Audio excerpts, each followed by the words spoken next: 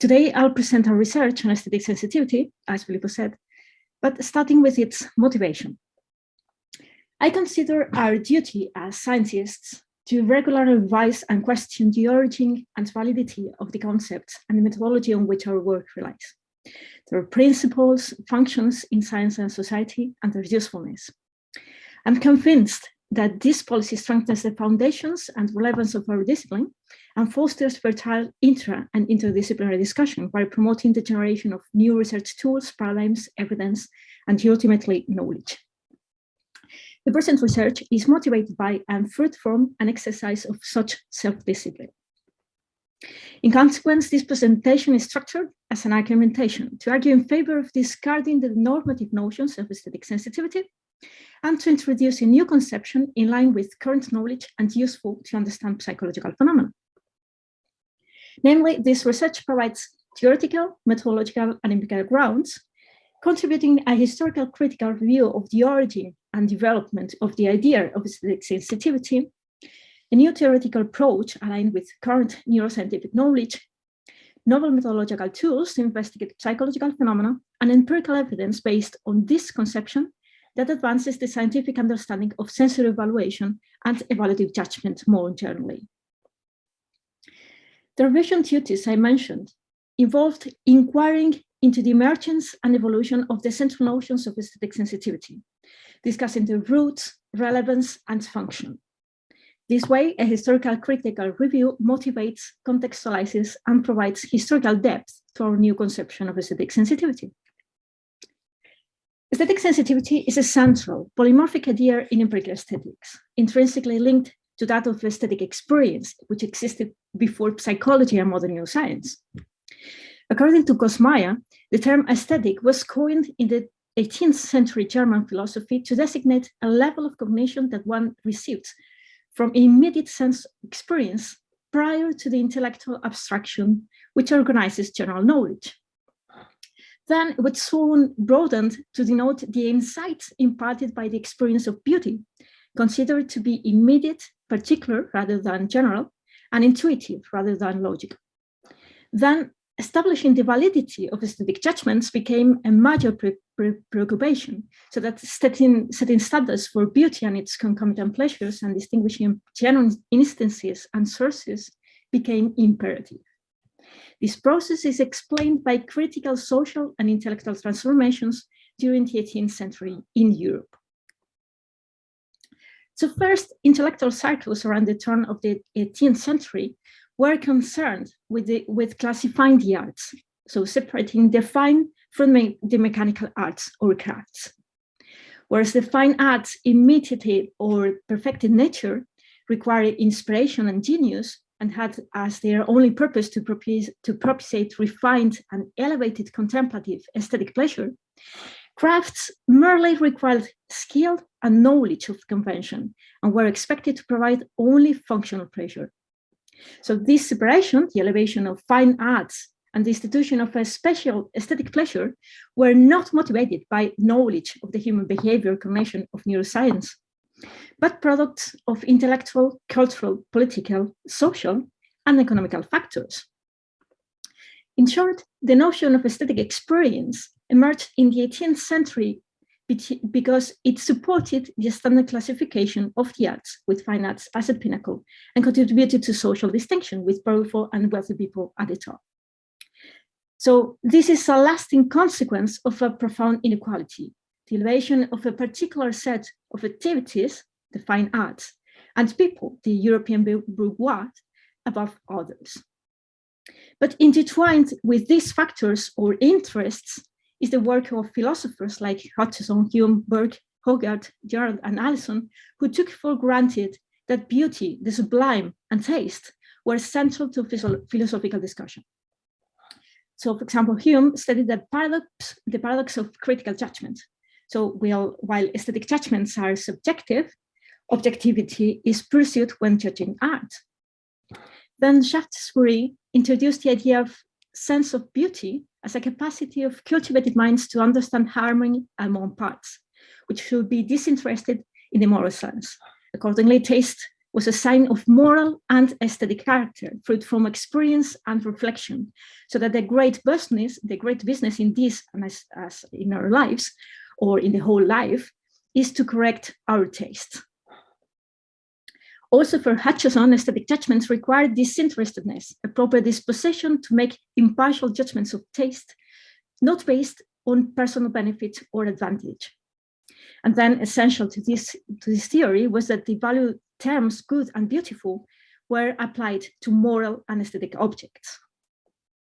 Hume accommodated Hutcheson's premises and advocated for an objective rule of aesthetic appreciation, confirming one sentiment and condemning another according to the joint verdict of two judges. In consequence, taste must be educated or at least acquired culturally. Then, soon after, Burke also asserted that aesthetic judgments can be settled by appealing to matters of fact. And finally, Kant was also concerned with the universality, since all humans share the faculties to judge, and also the authenticity of judgments of taste. That is, that they should be disinterested, meaning free from any practical or theoretical interest. Therefore, aesthetics became gradually separated from other concerns and values, even to the belief that aesthetic experience required a proper attitude and a special emotional response. However, disinterestedness for these philosophers, and please correct me if I'm wrong, was not a quality of experience, but a condition for making a true legitimate judgment. Indeed, this transformation originated in the idealist principle of art for art's sake, opposed to using art subordinating it to other values such as commercial, moral, or scientific. Since in fact, most art is not disinterested across cultures, this claim was an article of faith of traditional aesthetic theory, and certainly a historical and cultural anomaly. In summary, the concept of aesthetic experience was forged out of interests unrelated to the scientific understanding of the human brain, cognition, or behavior. Instead, it emerged from social transformations in the 18th century Europe that privileged art and the wealthy, the philosophical discourse of the truth of judgments, and the appropriation of how such judgments ought to be to characterize how experiences are, to promote that art has no value beyond itself, but with taste or aesthetic sensitivity as an indicator of social status. With the advent of psychology in the 19th century, aesthetic experience entered the psychological discourse. As discussed, the concept of aesthetic experience was never devised to denote substantive psychological entities, but resulted from a long and convoluted history of sociocultural and ideological transformations. However, these ideas permeated and crystallized as tacit assumptions in psychology and neuroscience. In consequence, psychologists treated aesthetic experience as if it defined a psychologically and neurobiologically meaningful class of experiences, futilely seeking to identify the psychological essence. Thus, aesthetic experiences were assumed to involve special aesthetic emotions and no physiological changes, also to be elicited by specific objects, and also lack social or adaptive function.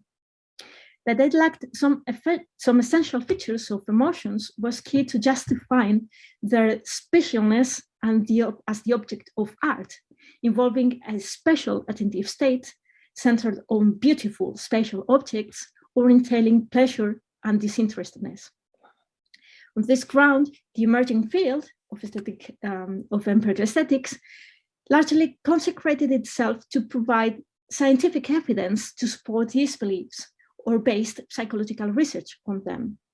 In other words, the fact that empirical aesthetics developed as an autonomous field led to believe that its object of study was also autonomous.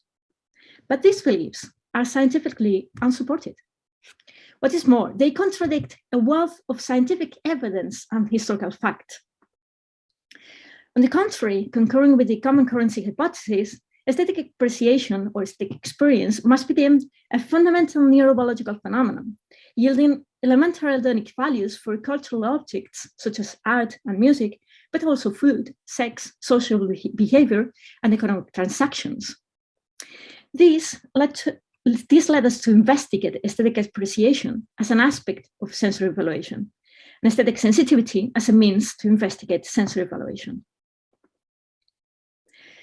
This leaves with an interesting picture on the discipline of empirical aesthetics. The multiple perspectives and attitudes on aesthetic appreciation and its functional value gravitate to two antagonistic notions of aesthetic sensitivity, encompassing most contributions to the literature in empirical aesthetics. On the one side, the primary purpose of traditional normative notions was to vindicate and promote a normative view of aesthetic appreciation, whereby people were categorized as per their ability to correctly judge the beauty or artistic merit of objects, with aesthetic sensitivity as the measure of such an ability. Indeed, the determinist view, here in blue, was born to typecast people based on their innate abilities and to allocate them to careers suited to those abilities. This was linked to the idea of intelligence and led to the development of multiple tests for artistic or aesthetic abilities. Then the more humanist educational approach, here in green, considered aesthetic sensitivity as an indicator of particular personality traits and artistic sophistication, so that aesthetic sensitivity turned into a skill to cultivate. On the other side, we, the advocates of sensitivity and responsiveness to sensory stimulation, as sensitivity is commonly understood and defined, we conceive it as a means to investigate sensory evaluation. So you can see this constitutes a novel approach that finds its roots in the main figures of the discipline, including Fechner, who conceived empirical aesthetics as applied psychophysics to understand the quantitative relationship between stimulation and sensation. The core distinction between these approaches lies in the consideration of individual differences in the appreciation of sensory objects and the factors underlying them. So the determinist view emphasized its biological origin and immutable character in reference to extrinsic objective truth. The educative view stressed its cultural origin and developmental nature, but still governed by an external auto-subjective and mutable rule. In contrast, the responsiveness notion claimed its endogenous origin and ephemeral nature, determined by an intrinsic and embodied account of contextual individual factors in relation to sensory input for the computation of hedonic value. Regardless of whether biologically or culturally based, norms as references for appreciation involve special qualities, attitudes, capabilities, mechanisms, and objects eminently human, whereas responsiveness relies on general neurobiological valuation mechanisms common to other animals. Besides, emphasizing a single factor of appreciation implies it being modality and feature general, whereas experience-based approaches acknowledge multiplicity of factors driving appreciation and therefore of aesthetic sensitivities, which tend to be modality and feature specific. As I advance, the assumptions on which the normative notions rely and how the constructs are defined are scientifically and historically conflicting. Beauty is not an attribute of objects, but of our experience of them.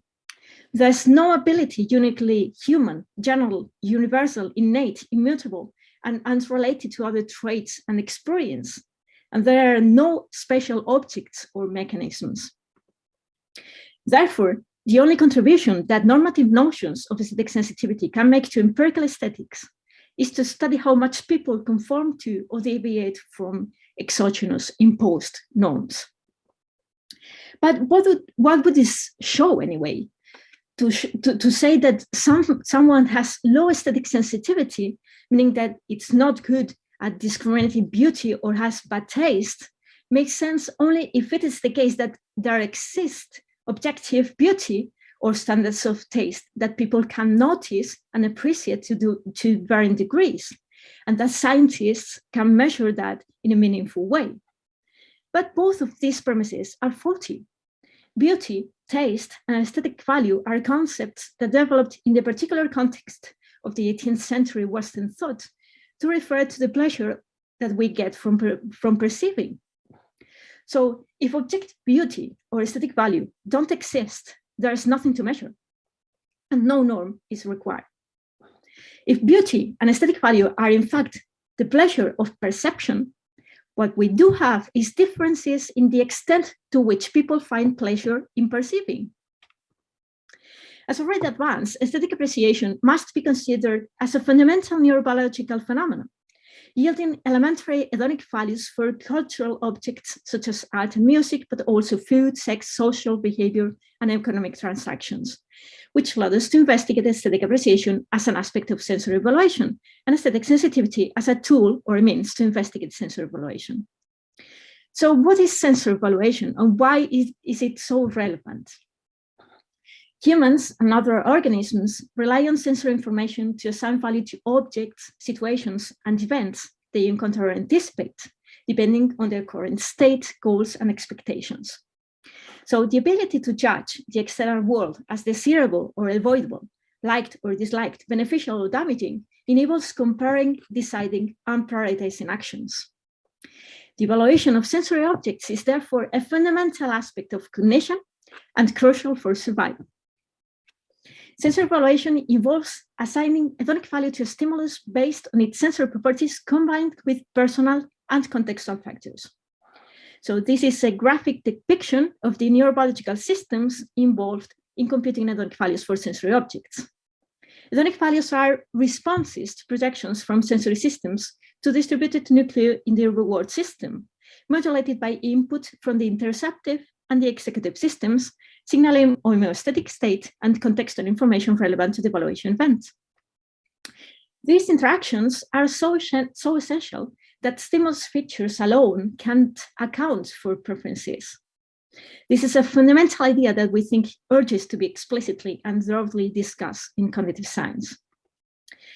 Likewise, the interaction between sensory and hedonic processes is so crucial that sensory information that is not related to this nuclei in the reward circuit fails to acquire hedonic value, as it is the case with specific musical anhedonia, the inability to experience pleasure from music. Research shows that people with this condition have reduced white matter connectivity between auditory brain regions and the ventral striatum, a region in the brain's reward circuit. Moreover, individual differences in hedonic evaluation can be explained as a function of variations in how a stimulus engages mechanisms associated with sensory evaluation. Neuroscience shows that from a functional perspective, hedonic values can be deemed affective states that motivate behavior. They do so by spurring the organism to engage in actions involving or eliciting pleasure and to avoid those entailing or causing displeasure or disgust. In this sense, hedonic values help reward or punish behavioral decisions. From a neurobiological perspective, motivated behavior consists of three interrelated, albeit dissociable phases, each entailing a particular mechanism and an associated value signal.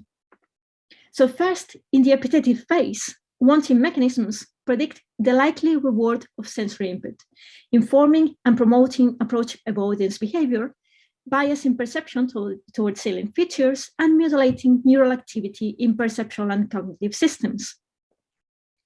Second, consummatory mechanisms integrate approach and avoidance drives with the brain's executive and motor systems to select and implement behavioral choices.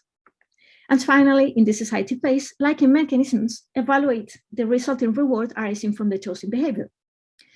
Understanding how these hedonic values relate is crucial to understanding sensory evaluation. Therefore, we are currently examining the relationship between wanting and liking. Wanting can be operationalized as the prior effort invested in engaging with the stimulus, and liking can be assessed through subsequent pleasure ratings or reward outcomes.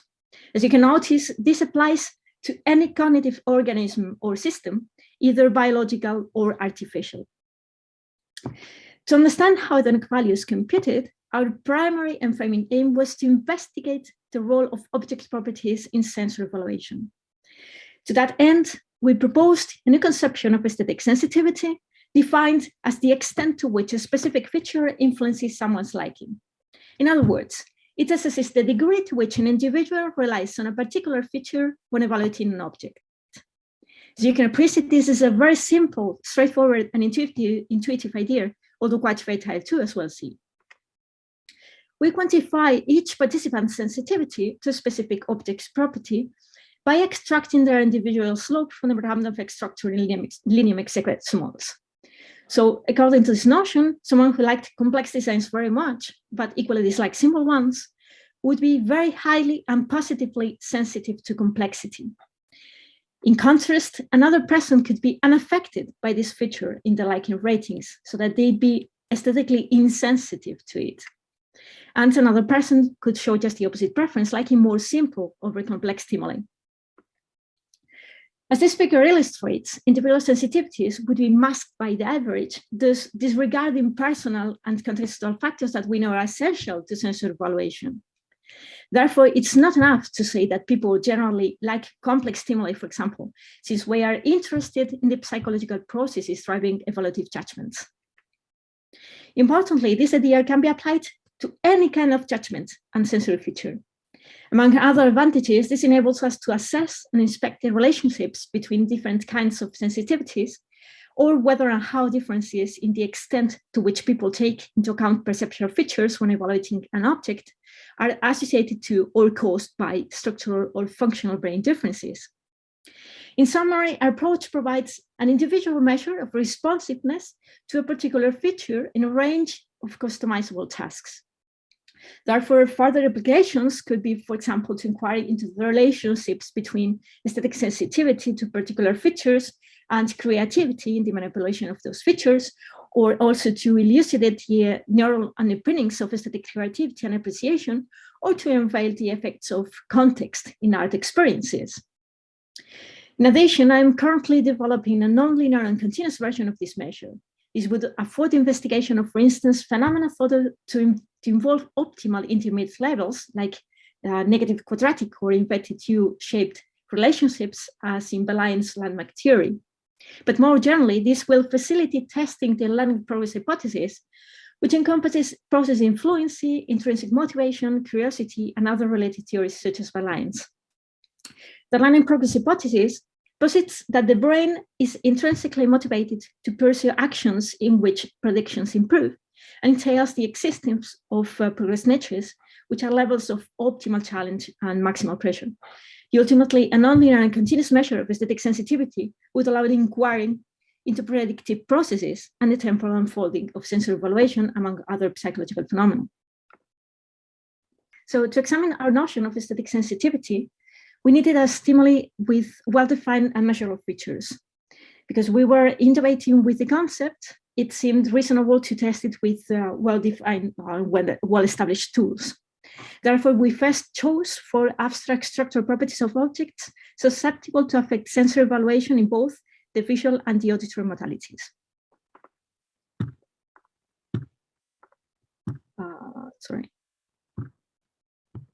Now, these are balance, contour, symmetry, and complexity.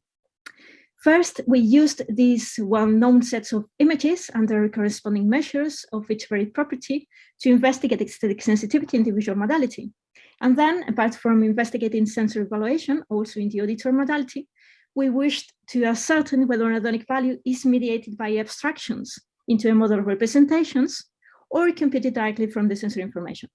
To achieve those aims, we needed auditory stimuli as comparable as possible to the visual stimuli.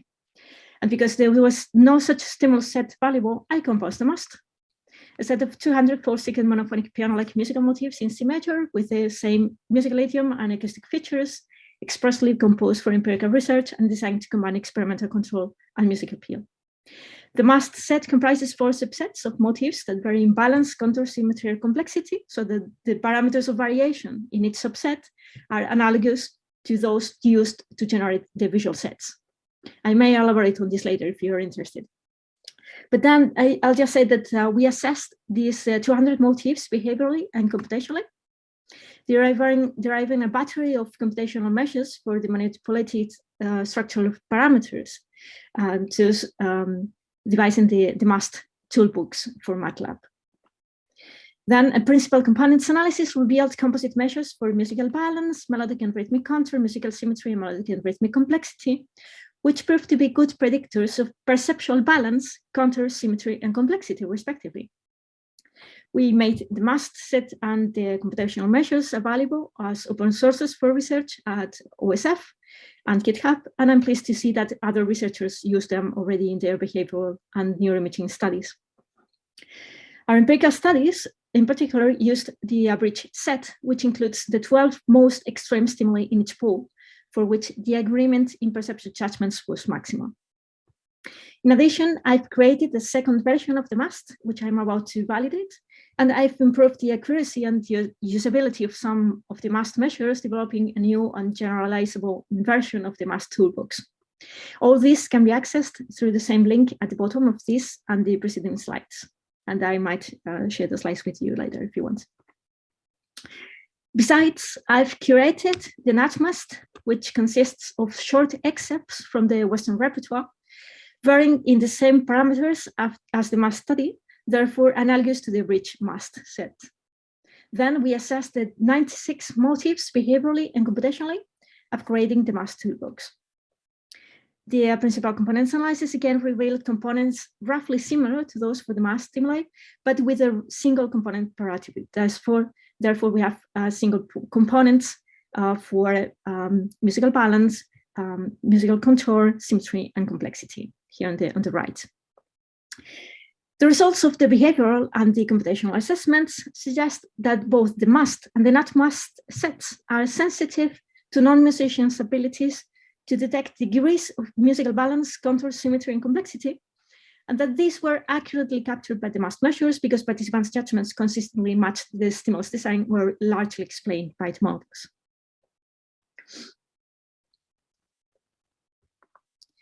So with these materials, we examined aesthetic sensitivity to structural properties in the visual and auditory modalities in a series of studies by asking different cohorts of non-experts so far how much they lacked stimuli varying in balance, contour, symmetry, or complexity. For consistency, we always presented the stimuli in blocks within tasks, like in judgments were based on subjective feelings of pleasure, interest, enjoyment, and desirability evoked or elicited by the stimulus, and the responses were given through 5-point Likert scales. This consistency allowed comparisons between studies and even a little meta-analysis investigating the role of feature and information-based properties on perceptual and evaluative judgments. So I think it's interesting to consider our findings across studies and in perspective. This means that in the interest of time and clarity, I leave aside notable results and studies not directly linked to aesthetic sensitivity. However, I'd be delighted to elaborate on any particular aspect that you find interesting in the discussion or the Q&A at the end of the presentation. So here are the histograms of individual sensitivities in the studies using visual, musical, and visual and musical stimuli within participants. Overall, our approach confirmed that some general effects in the literature hold when data are analyzed using linear mixed effects models, that is, when variations within and between participants are considered. But more importantly, we found wide variability in the extent to which liking relies on a particular feature, therefore supporting the usefulness of our approach to investigate nomothetic and ideographic relationships.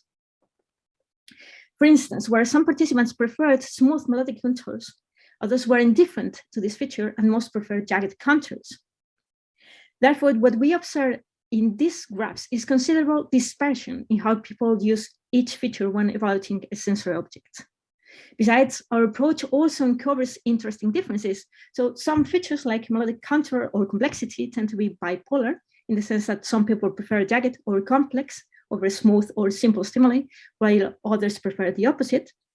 But in contrast, features like musical symmetry show differences in the degree to which people prefer asymmetric melodies. I find these divergences intriguing and in need of further exploration. But central here is that differences among participants in how each of those features influence their liking corresponded to a large variance explained by the models.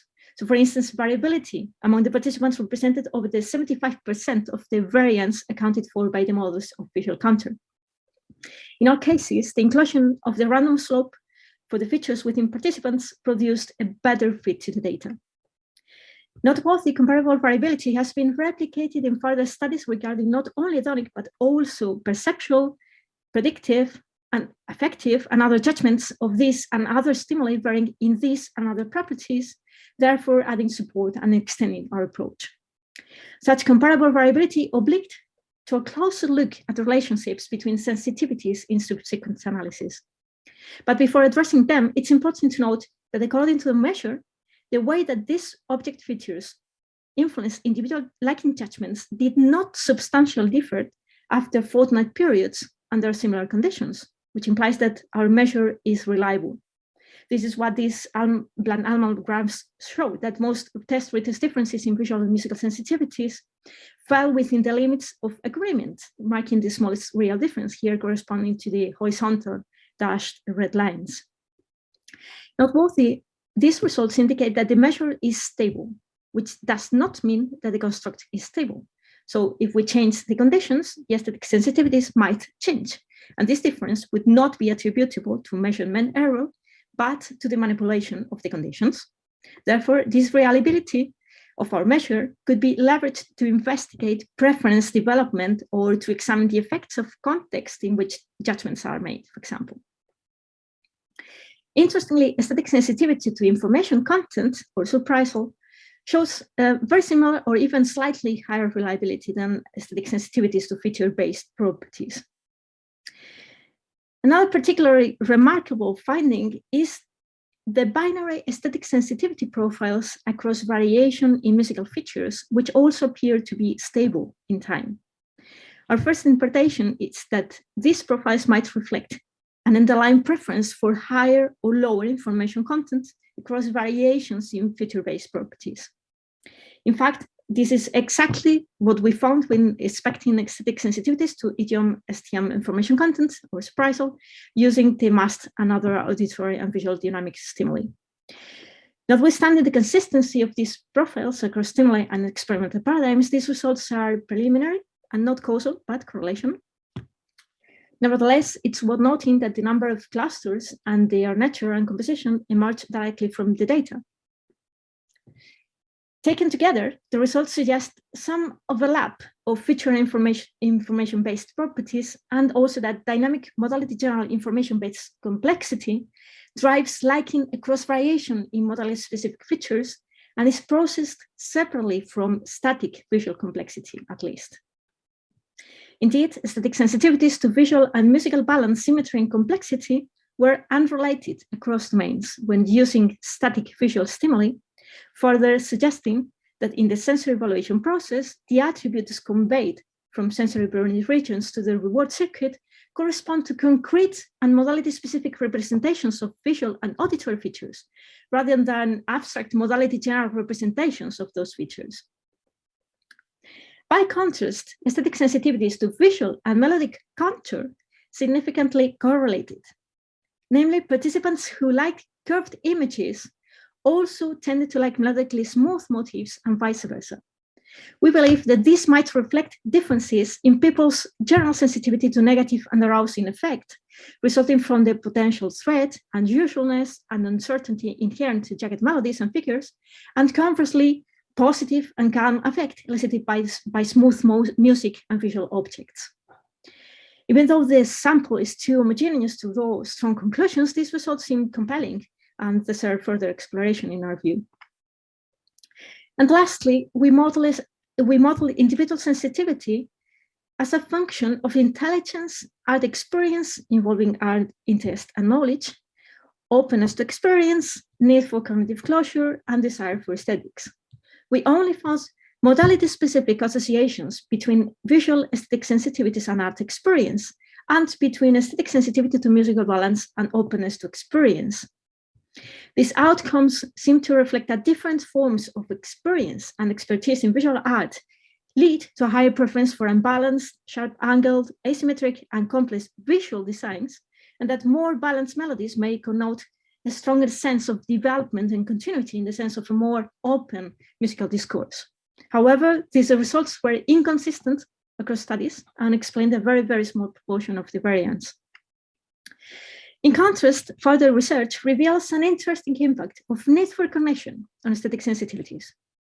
In particular, people with a stronger preference for cognitive challenge tended to like more asymmetric and curved visual designs, and balance smooth and complex melodies.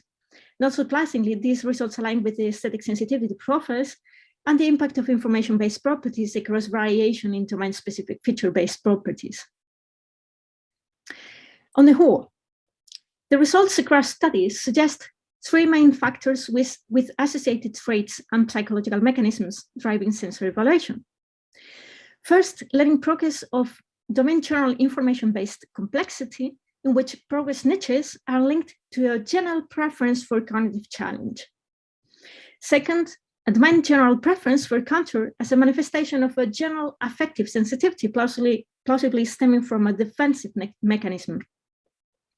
And third, domain-specific features associated with domain-specific experience and expertise, reflecting distinct neuroprocessing of spatial and temporal information. Of course, further research is required to test these preliminary conclusions as actual hypotheses.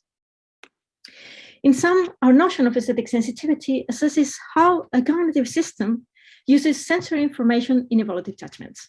Importantly, our approach accounts for individual and contextual factors in the computation of hedonic value, meaning any possible factor from energy homeostasis to social context. Therefore, it might be useful in cross-cultural and comparative psychological research, for instance, to unveil the origins of musicality or the relationships between music and language, or music and dance and other multisensory experiences. This entails a series of possible applications beyond advancing the understanding of sensory evaluation and other psychological phenomena, such as, for example, informing AI systems simulating or responding to or interacting with how living organisms use sensory information to motivate behavior, as well as creating new music, art, and multisensory experiences. So as you may notice, these are just general preliminary ideas, so I'd be delighted to know your thoughts and discuss any aspect of interest to you. Ultimately, as in any seminar, this presentation is just a seed for fruitful interdisciplinary discussion, I hope. But before that, I want to express my deepest gratitude to my collaborators or participants in the studies without whom our work would not be possible. And of course, thank you for your attention. Thanks so much.